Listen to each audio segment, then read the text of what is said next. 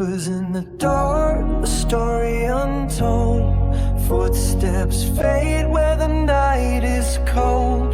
Evidence scattered, lost in the rain. Silent witnesses screaming in vain. Shadows of the unsolved haunting the night. Echoes of justice slipping from sight. Digging through ashes, chasing the truth. One more name, lost in the sleuth.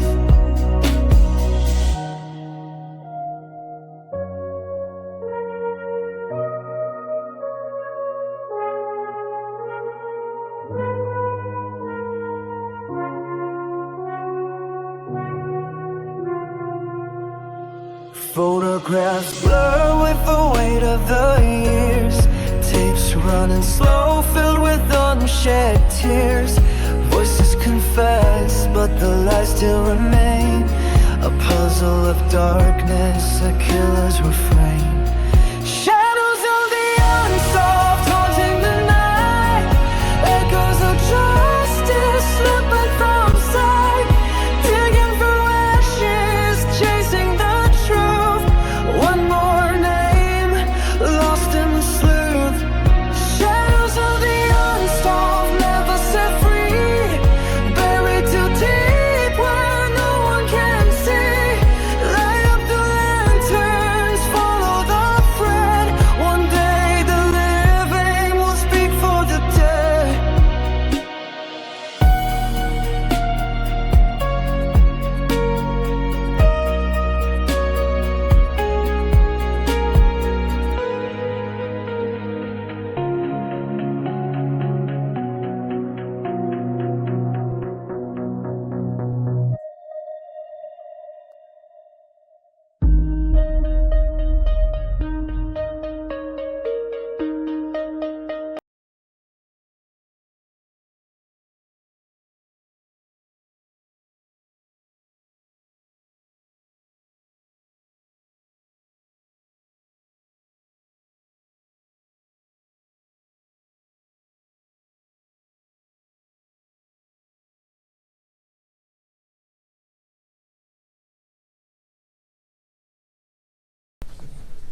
Ms. Randazzo, raise your right hand for me, please.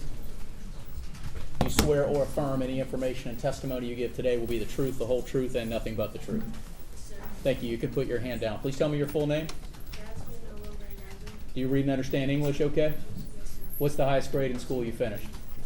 Are you under the influence of any alcohol, drugs, or other medication today?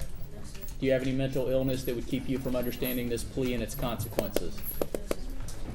In case 26 CF 1975, you have the following charges with the following maximum penalties. You have 3 counts of kidnapping with intent to harm or terrorize, carries a maximum penalty of life in prison.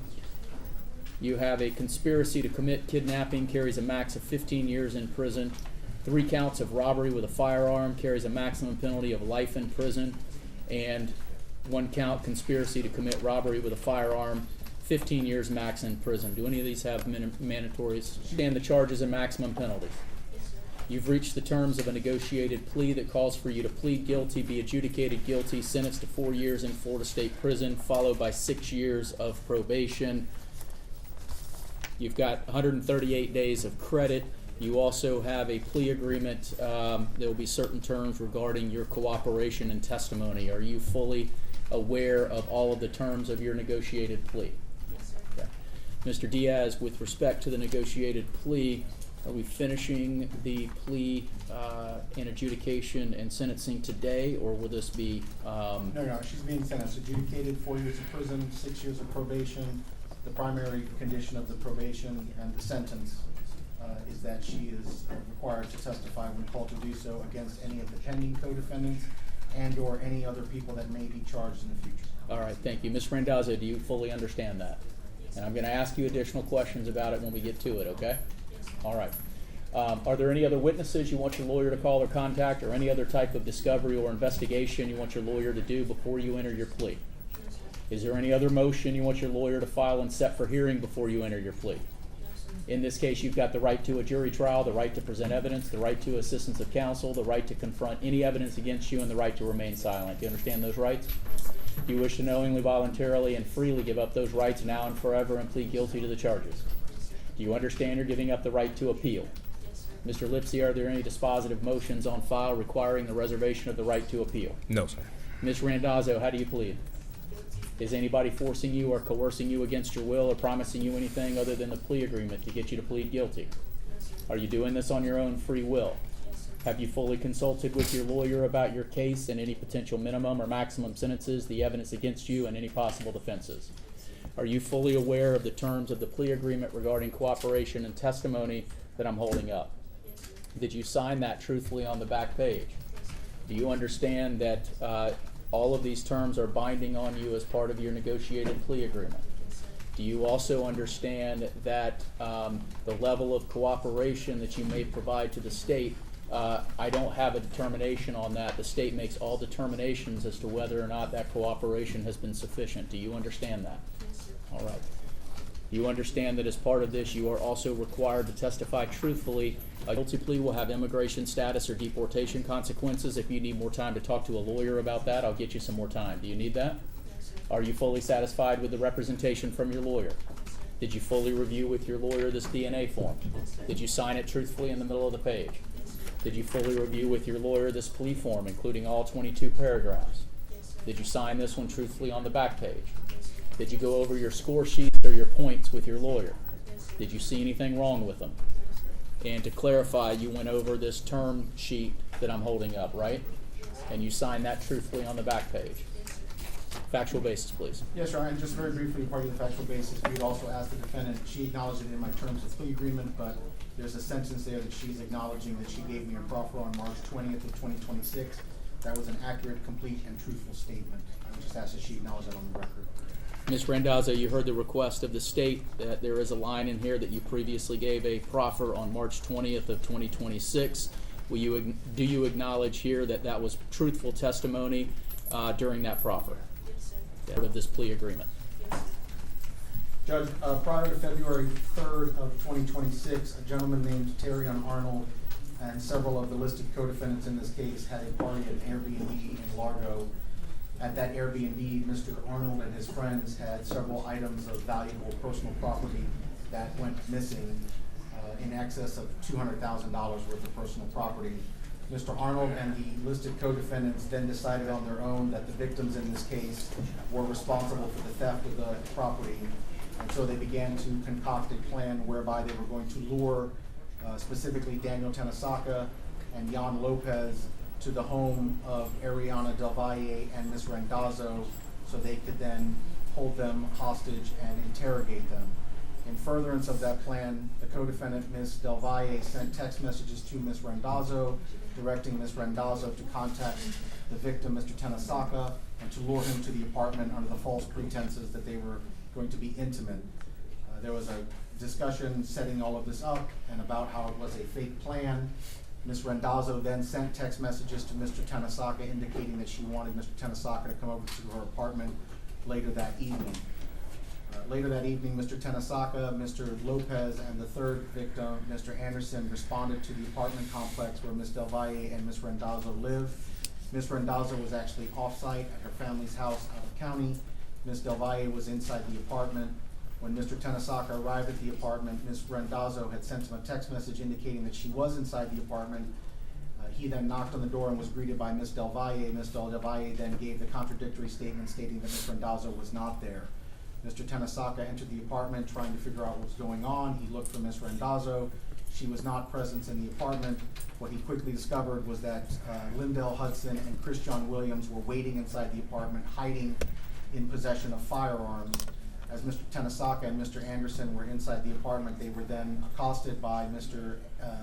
Hudson and Mr. Williams, who pointed guns at them, ordered them to stand in a room, would prevent them from leaving, and subsequently began beating them. Mr. Lopez had been waiting outside in the car, expecting Mr. Anderson to come back after Mr. Tenesaka had gone inside the apartment. When Mr. Tenesaka and Mr. Anderson did not return to the car, Mr. Lopez went to the apartment where he was again greeted by Miss Del Valle.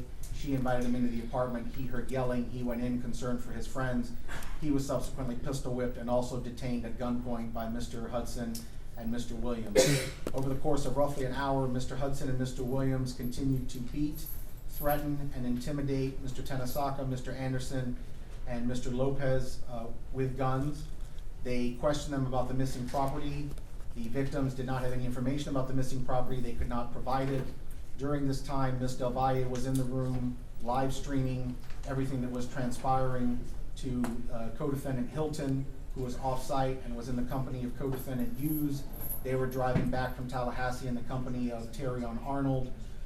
They were ultimately given the instruction, Mr. Hudson and Mr. Williams were ultimately given the instruction from Mr. Hilton to wait until Mr. Hughes got there so he could take care of things. Eventually, Mr. Hughes did arrive at the apartment. At that point, it is now Mr. Williams, Mr. Hudson, Ms. Del Valle, and Mr. Hughes all inside the apartment. Mr. Hughes is also armed with a firearm. He proceeds to threaten, intimidate, and beat the victims, demanding to know where the property was. When the defendants ultimately discovered they were not going to get the answers that they wanted, they began to discuss what to do. They ultimately decided to take all of the property from the victims, including their cell phones, their U.S. currency, their wallets, their driver's licenses, pieces of their clothing, and then ultimately escorted all of the victims out of the apartment, forced them back into their own car, and told them to leave. The victims subsequently responded to the Tampa Police Department where they reported this incident. Shortly thereafter, Ms. Del Valle was arrested. She gave a full confession. Shortly thereafter, Ms. Randazzo was arrested. She gave a full confession. She indicated that she knew there was a plan to lure these gentlemen to the apartment under false pretenses. She knew that there was going to be violence that was going to occur. She also further admitted that she was watching the live stream as all of this was transpiring as part of the robbery and the kidnapping that she had helped set up. All of this occurred in Hillsborough County. The defendant can be identified. Based on those alleged facts, it appears the state could go to a jury with this case. Ms. Randazzo, you'll be adjudicated on all charges previously announced. You will be sentenced as follows. You'll have 4 years in Florida State Prison.